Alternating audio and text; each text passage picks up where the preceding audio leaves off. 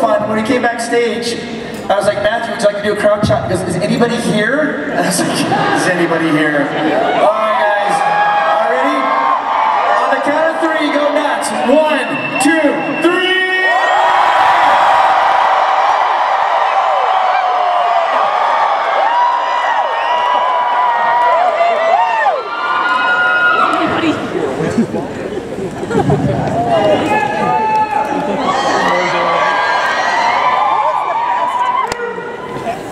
Wow. So I want to be super candid. First of all, they offered me a moderator, and I'd rather just talk to you directly, if that's okay.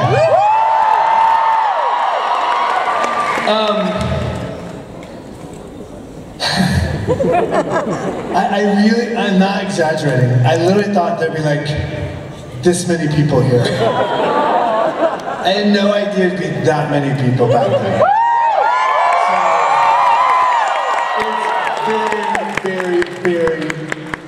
Very humbling, so thank you so much for being here. Here's the deal, you guys, my belief in this moment is that you can ask me anything. I actually have answered every question there's ever been asked about the movie Scream. You can ask me questions about that movie, you ask me about whatever you want. But I believe that my job in this moment is to try to shine some kind of light on not only my life, but an artist's life, on a father's life, and somebody who's been in movies. Like, I like to go big picture, so feel free to ask me anything about my life. Can we say thank you to our interpreters down front, please? Thank you. Okay, and we're just gonna jump in, is that all right? I have 31 minutes, but I don't believe in the idea or the constraints of time. We might be here forever! All right, who has the first question? Where's the microphone? Oh, hi. How are you? Good, how are you? Oh, great. Do you see how many people are here? I know, dude. By the way, you guys, it's Thursday. People are supposed to be working. What is happening? Me and my buddies took the day off, so we want to make sure we're here. But okay. Anyway, so my favorite movie of yours is Without a Paddle. You know I'm in my underwear the entire film. What's up, sailor? So one of my favorite scenes, one of the funniest scenes I'd say, is when you guys all have to cuddle up for warmth. So, if you could tell us, like, that scene, how much of that was scripted, how much it was ad-libbed, and when you were like reading the script, you're like, you gotta do what? Like, well, that's part of my, yeah, it's part of my job to be available for whatever comes my way, right? That's part of the job. Those two men, we just did a podcast, and if everyone knows Dax Shepard has a podcast, Armchair Expert. He's incredible. We just did like a 25-year reunion show on the podcast. The funny thing about doing movies, right, is that Kathleen Turner said to me, the very first movie I ever did, she said to me, I was like, I'll see you next week, towards the end of the movie. And she said, oh, sweetie. She said, doing a movie is like having a marriage with a built-in divorce. Isn't that the saddest thing you've ever heard? And the reality is that you become intrinsically close. You're together day in and day out. You share intimate moments. You are together 18 hours a day. And then at the end of the day, sometimes you never see each other again. And I was like, Kathleen Turner, I play chess every single day with Sam Waters. He's my dad. I'm going to play with him next week. To this day, I've never seen Sam Waters since. And the great thing about that movie is that the fellowship that we had in that film translated to a lifetime of friendship. And so those two men are still dear friends of mine. That scene wasn't uncomfortable at all. I love those boys, and they're both pieces of ass. So I'm like, I get a hug, I have no problem with that.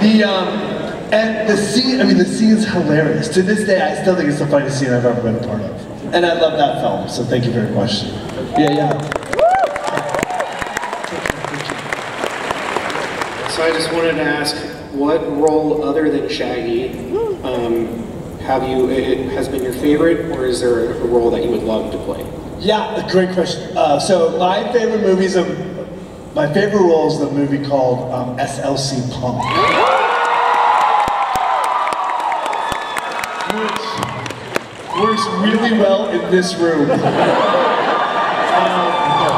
Yeah, that's a movie that we shot here in Salt Lake City. We shot it 100 years ago. 107 years old. And I mean, for me, look, it's very rare in my life as an actor that I got to play the lead the entire film. I'm 54, I've done however many movies, and that's the one movie that was my movie, on my shoulders. That's not true, there have been other movies, but that's the most successful version of this recipe. And I'm super proud of the work, I'm super proud of the film, and most importantly, look,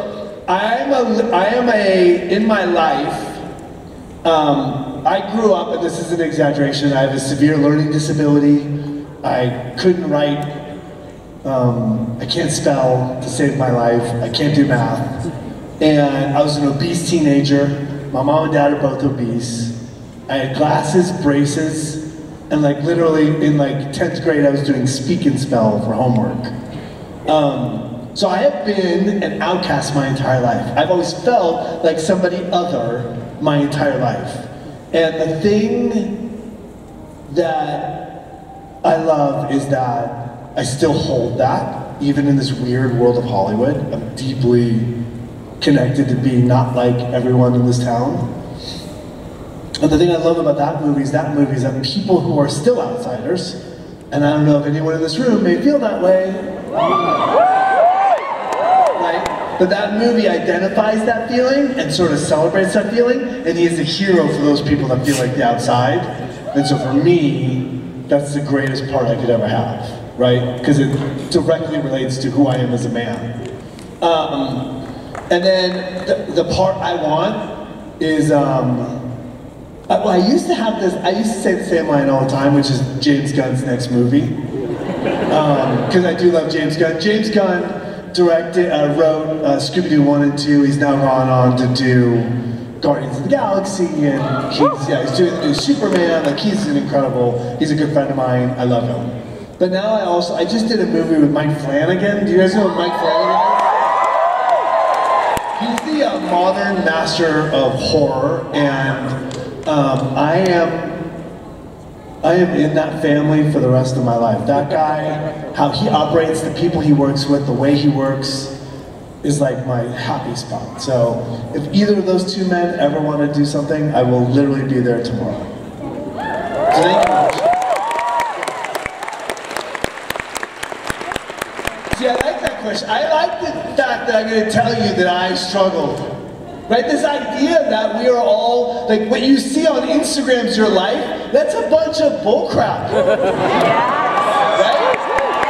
Like, any teenagers out there that are living for your Insta feed or your Twitter feed? Nobody does X anymore. What's the TikTok? That stuff's bullcrap. Get away from it. It sucks.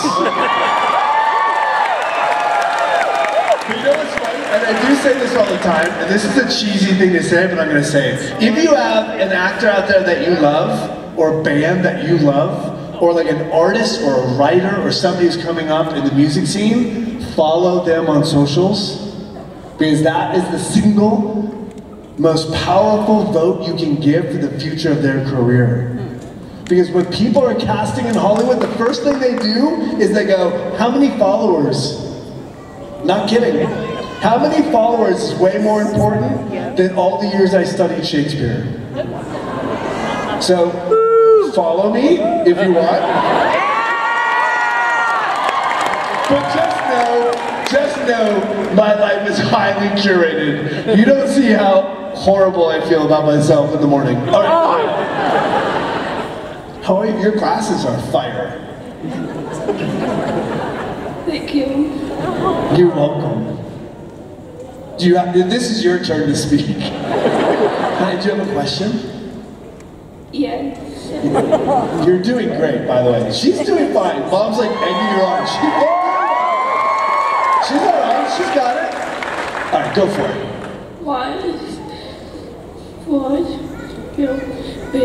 Should be Five Nights at Freddy's.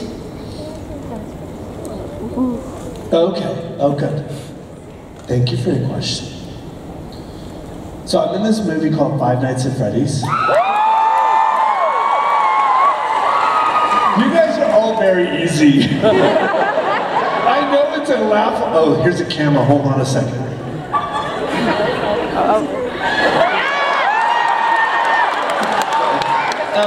I was in a movie called Five Nights at Freddy's, and I played this character named William Afton.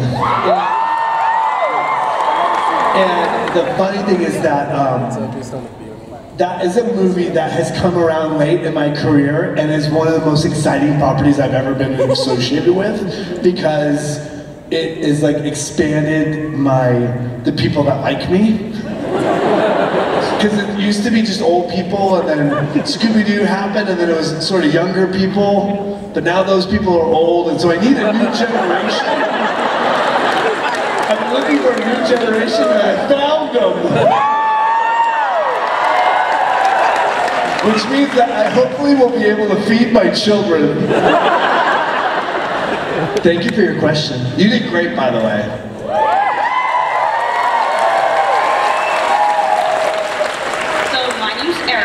Hi, Erica. And my question is, what unique characteristics did you bring to Shaggy Normal and the anime cartoons and the movies?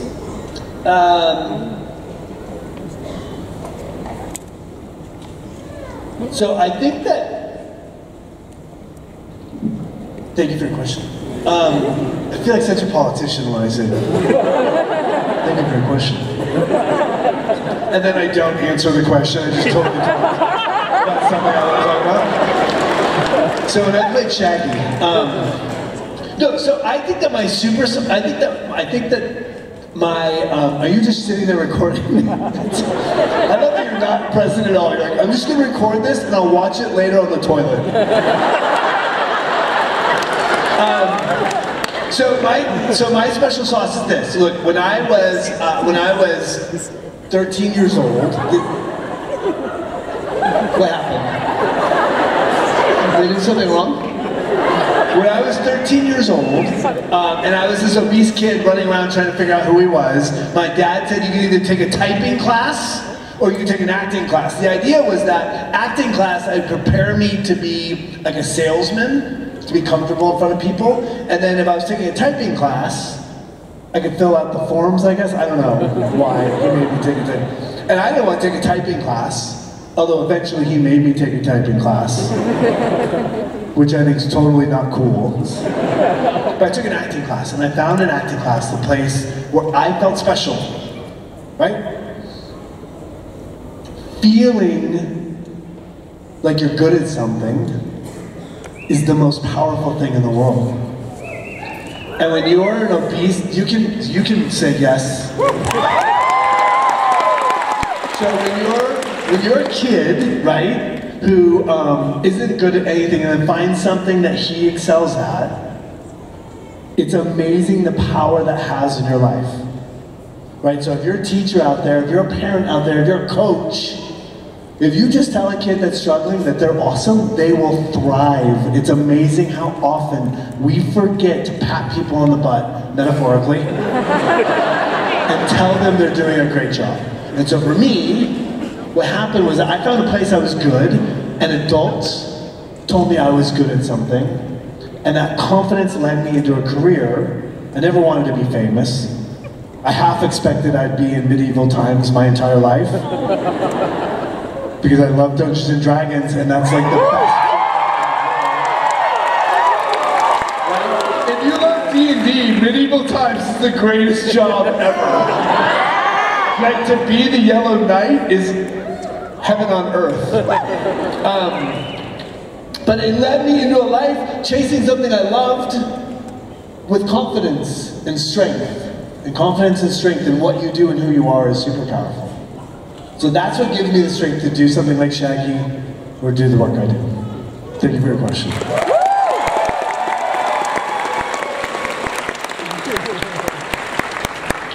Did you see how cute you look? Go back to her shot. Look how adorable you look. You look so cute. Thank you. You're welcome. What's your name? Lucy. Can I take a picture of you? Sure. So I like to see. Where are you? I like to take, I carry my camera around, and for the last 5 years during conventions I take pictures of people, and someday I'll show them. But I like people. And you have a gorgeous facia. Thank you. You're welcome. What's your question? I just wanted to say, do you remember me from last year? You signed my shoe. I think about you every day. You're never right. Like, I signed your shoe. That's a real thing. You were here last year? Yeah. Yeah. Where are your parents? Does anyone want to claim this child? She should be at school!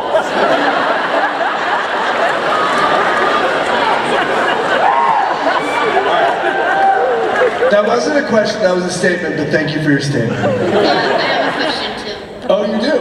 Yeah. Aren't you greedy? It's the cute ones, look out, they'll kill you. What's your question? If you could draw one thing and it would come to life, what would it be? World peace.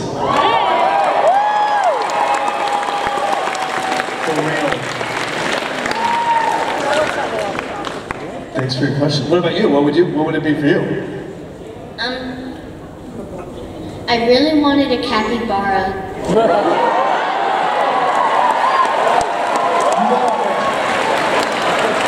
What did you want? It's an animal. It's an exotic pet called a capybara. Oh, come on. Oh, okay. I think you have to go to South America. All right, good. Thank you so much. All right.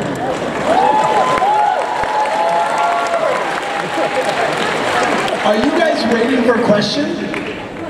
Oh, you're so screwed. Okay, I'll try to go faster. Sorry, this is how I like to do Q&As. Is everyone all right with this? What's your question? Well, first of all, what are you dressed as? George Lucas. It's such a deep cut, it's so crazy. All right, I love your work. Anyway, do you like to celebrate Halloween? No. Wow.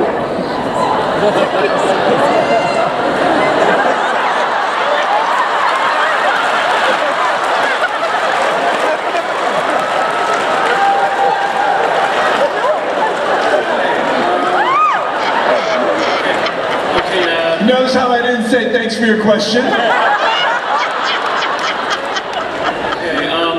What is your favorite Shaggy moment that you've done, like either in live action or in animation? What's your name? Michael. You look awesome. Thank you. Yeah. Did you see George Lucas? He's got an attitude. That's a fun question. I like that question. See, these questions are way better than some dude who's been practicing for weeks what questions he's going to ask. That's a great question. That's what my favorite scene, there's two scenes that stand out. So the first movie, there's a scene where on the island, Scooby-Do and I get in a fight because he's trying to stop me from, I think, going after Mary Jane. And he and I are fighting, right? And we're like dodging and throwing punches, and he falls down and then I jump after him. He's not there. right? So you have to realize that you're like walking around a stage, like man, like, and you're trying to punch something, and then you're ducking out of the way, and he's not there. And so, I used to hate that part, Shaggy, because I felt like after that movie I didn't work for like 2 years, a year and a half. And I had young kids, and I was really struggling, and I thought I was famous, and I thought I was destined for great things, and all of a sudden after Scooby-Doo I stopped working. And why? Because I had sort of become a boy, I had grown from a boy to a man in this industry, and I was really pushing my luck with playing Shaggy at 36 years old, 34 years old. And after that movie, the movie didn't do great, and Hollywood's like uninterested in me and my life. And I had a moment, I had this moment, because I'd feed my kids, and I wasn't working, and my mother and father-in-law knew I was struggling, and my wife's like, what are we gonna do? And we had a big house and fancy cars, and I was like, I'm gonna be famous. And then all of a sudden, it became clear that I wasn't really that famous. And by famous, I really mean powerful, and by powerful, I really mean opportunities to work. And the reality is, I love to work. My favorite thing to do is my job. I love my job. And I really love acting. And when you don't get a chance to do the thing that you love, all of a sudden you sort of fall apart. And I couldn't feed my kids. So I had this moment where my father-in-law, this is a very long story, sorry. Is everyone cool with this story? Sorry. But I think it's an interesting story. My father-in-law said, you know, if you stopped acting and went out and sold pharmaceuticals, you'd make a lot of money, you're very charming. And I was like, I've been in like 20 movies. I was just in a $100 million movie. I'm not gonna go sell pharmaceuticals, and I have 3 kids. I can't in this moment tell my kids, hey, when shit got tough, I sold pharmaceuticals and walked away. So we changed our lives, because I realized, oh, I'm living this fancy life because of ego. This idea of fancy car or fancy house, like that means nothing. So I got rid of all that stuff. My wife went back to work, sold our house, and basically bought our second house, our next house. So my mortgage is like nothing. I fired my agent, my lawyer, and my manager in 3 consecutive phone calls, sobbing in the middle of the street. And I went back to just being an actor. And I started with like little roles and built myself back up to where we are today, which is 5 Minutes of FanX and all these great things. So, I have no idea why I just told that story, other than to say, I really don't know why I got into that story. Because I hated the part for so long, that's why. And as I've gotten older, I appreciate the part so much more, because I love having the responsibility of being Shaggy for an entire generation. My favorite part of that movie is today, in line, I will say the Scooby-Doo Shaggy voice for like kids all day. And that's my favorite part. Yeah. We'll see how you behave. Thank you for your question. That was the longest answer I've ever given in the history of questions. So that was good. All right. Hey. Hey. I feel like you're a gunslinger and you're about to shoot me. You do have guns on. What's up? So, you're pretty good at doing the zany, crazy characters, and I just wanted to know, like, in your experience, whenever you have to do that kind of role where you're like sticking your tongue out and, you know, baring your teeth and snarling and growling and all that stuff, like, did you ever have to like hype yourself up for that kind of role, or did you know, did the lunacy just kind of come naturally? Why do you have to be so judgy? Look, in going back in this, what we'll call the dark period of Matthew Lillard's career, I wasn't working. I went back, and it was like my answer to how I was going to continue to survive if I never worked in Hollywood again was to teach. And in teaching, you have to define what you believe because you're about to teach it, right? And so in my acting class, I taught what I believe, and through that laboratory of like 4 years of teaching, full-time, not full-time, but a lot, I believe, and my deep belief in what acting really is that when you are watching people and energy, you are drawn in. So people and energy to me is really evocative. Yeah. So I'm going to ignore that so that people don't keep doing that. Hack the planet. But that energy is evocative, and so I believe people and energy is exciting. I think you can't just pretend to be an energy, you have to be an energy. So I do a lot of things to get me an energy before I work. Does that make sense? Okay. Hi, what's your question? Have you ever taken any costumes or props from set? It's so funny, I don't really do that a lot. I wish I had. I think the Scream costume just sold for like $250,000. You should have taken it. Yeah, I wish I would have taken that. That would have been cool. I'm not that guy. I'm not a collector. Don't really have. I mean, I have a couple things, but nothing really that exciting. I have my hair in SLCPunk. I shave my hair off, and I have my hair in like a Tancho, an old Tancho jar. It's the dumbest answer I've ever given. Hi. How are you? Hi. We have 7 minutes. You guys, we can't go. We're never leaving. I'm obviously in the generation of Scream.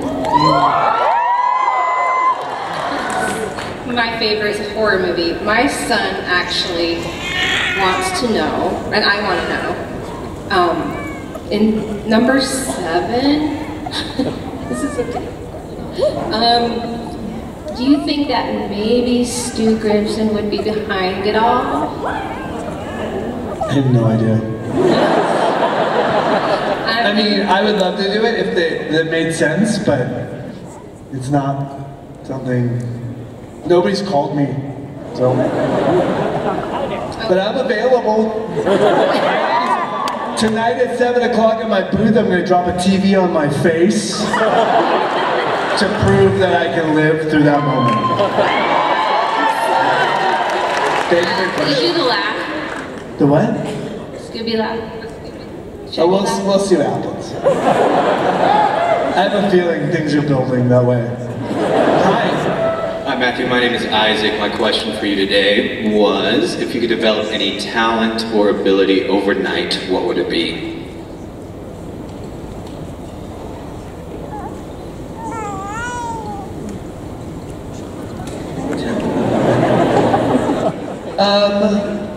Yeah, you know what?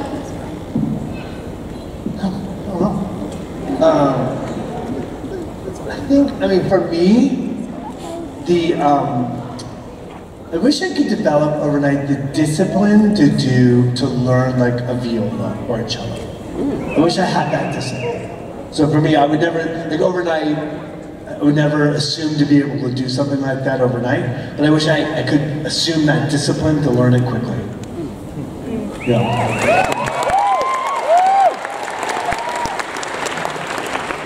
My question for you is, in your personal opinion, do you think the mystery gang solved the murders at Scream, or the mystery behind the FNAF location? It's hard to hear you and I can't read your lips. Just come a little forward. Good. Do you think that the mystery gang could solve the murders in Scream, or the mystery behind the FNAF location? No. It's a dog that talks. I don't think that dog has a lot of usefulness. Are you like, hey man, it's... Yeah, Scooby-Do too. This is the best, you know? Nice. Way better than George Lucas.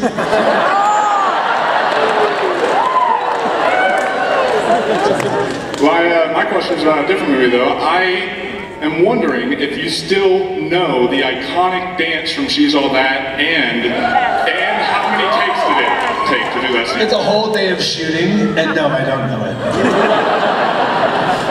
it. It was 78 years ago. Yeah. Hi. Hello. Your hair's fire. Thank you. You're welcome.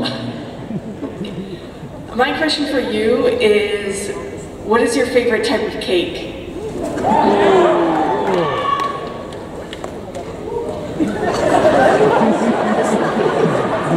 I like cake.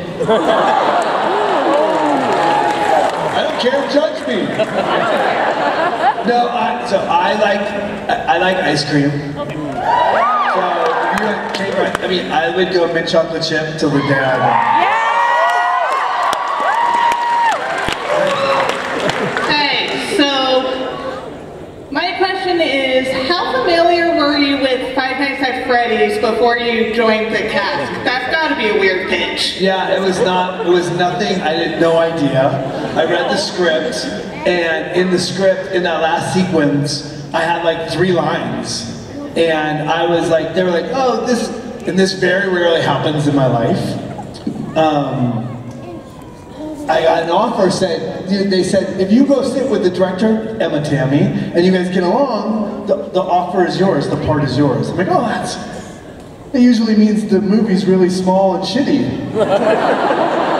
And so I read the script, and it has it says Yellow Rabbit, and it's in Afton and Yellow Rabbit, and there's like, between the 2 parts, there's like 4 lines in the end.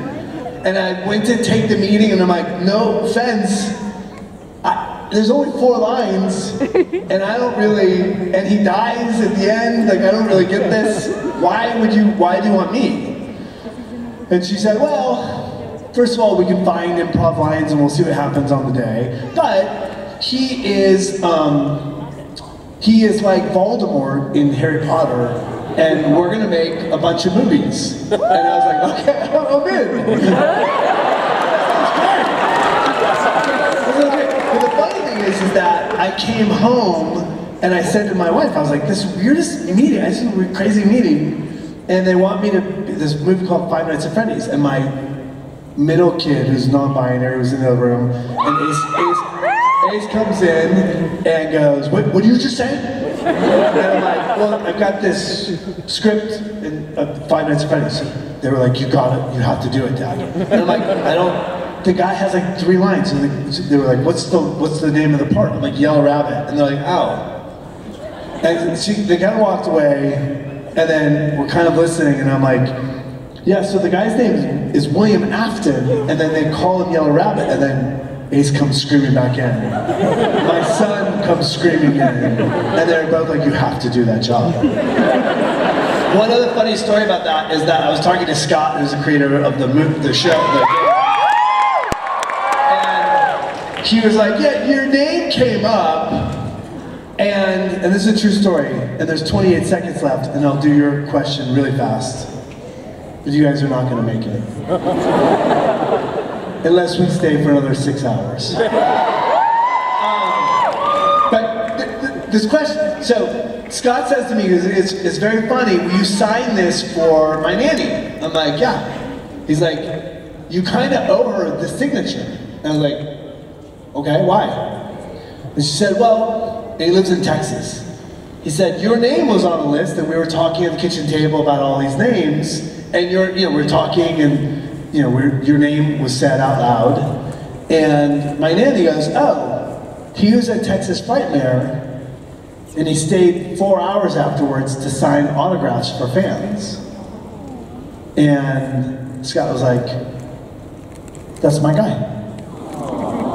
And so, because of you, because of people like this crowd, I got the opportunity to play the part of a lifetime, so thank you.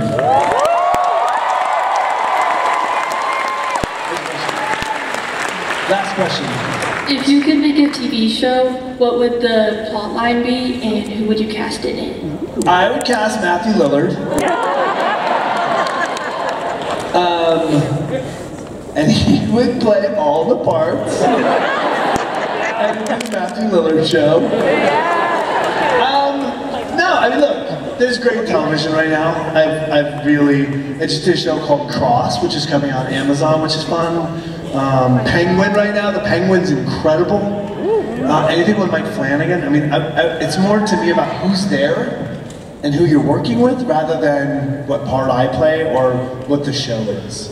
It's, at the end of the day, it's not about the part or the money, it's really about the journey. And I know that sounds really cheesy, like something you would read in like your 10th grade classroom. But the reality is that the joy of all of this is doing the work and being on the journey.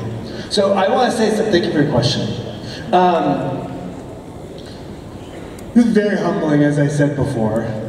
Thank you so much.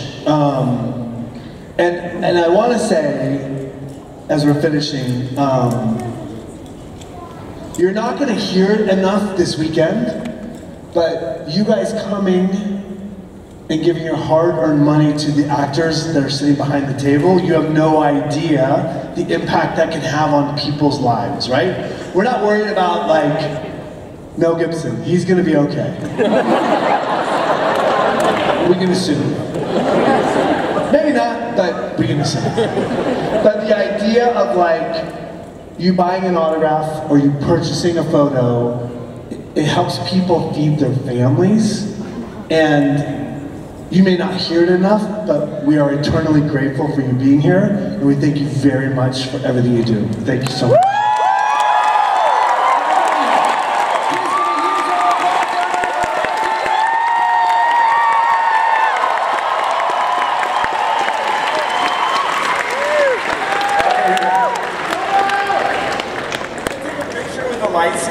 Do you mind if I take a picture with the lights? Xander, raise the lights up. Hold the lights. Sorry, just one last request. Thank you so much, you guys. You've been awesome. Thank you. I've never done a Q&A by myself. Raise the lights up, guys. Ready? On the count of 3, go nuts. Ready? 1, 2, 3.